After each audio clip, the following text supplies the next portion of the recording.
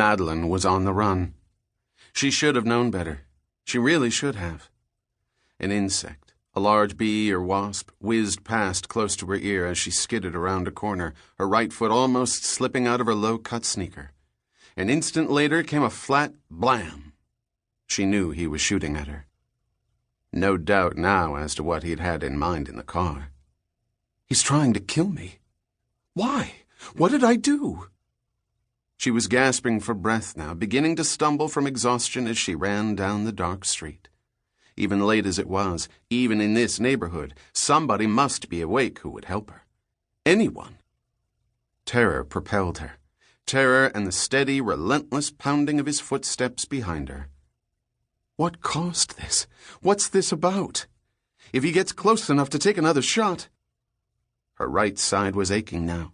The pain was an enemy trying to bend her body forward so she could no longer run, no longer live. Her legs weren't merely tired. They were becoming so numb that she could hardly feel any contact with the sidewalk.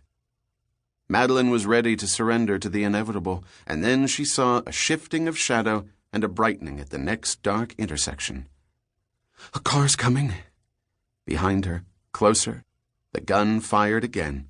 It sounded like the flat of one huge palm slapping against another.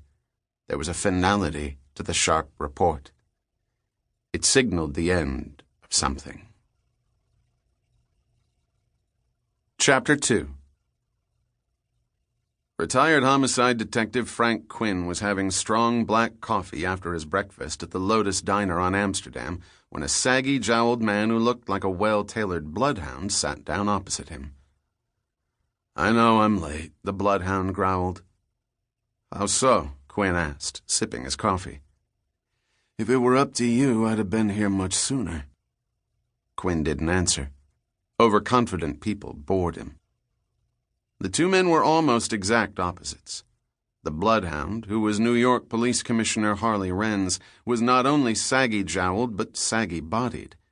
He'd put on about 40 pounds in the past few years, and the expensive chalk-striped blue suit didn't disguise it as workable muscle. All vertical stripes did for Renz was zigzag. Quinn, on the other hand, was tall and rangy, with a firm jaw, a nose broken once too often, and disconcerting flat green eyes. His straight, gray-flecked dark hair was cut short, and recently, but as always looked as if a barber should shape it to suit a human head. If Renz was the bloodhound, there was something of the wolf in Quinn. "You're glad to see me," Renz went on, "because you don't like rotting in retirement at the age of 55.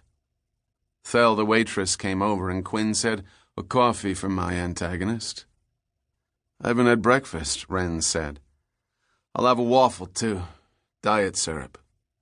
"Stuff tastes like tree sap," Thel said. She was a dumpy middle-aged woman who'd never been pretty, so substituted being frank.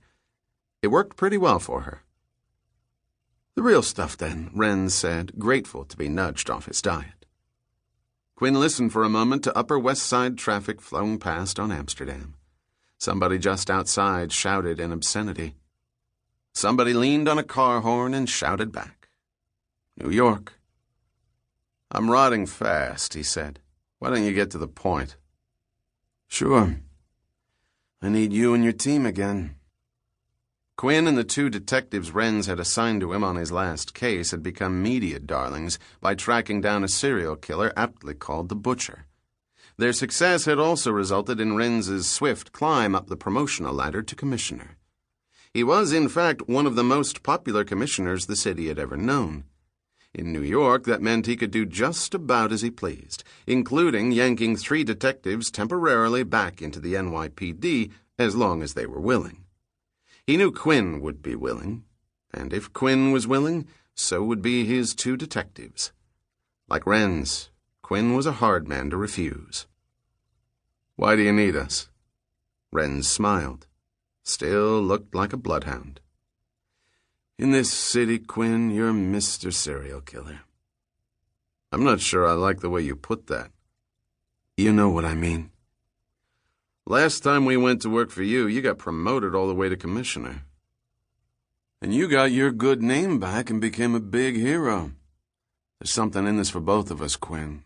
This for that, tit for tat. That's how the world works. Your world? Well, that's the one I live in. What's next for you, Harley? Mayor? Renz shrugged. Who knows? He seemed serious. Quinn couldn't see Harley as mayor, but then he hadn't been able to see him as police commissioner, and there he sat. Police commissioner. What are the terms? Quinn asked. Work for hire.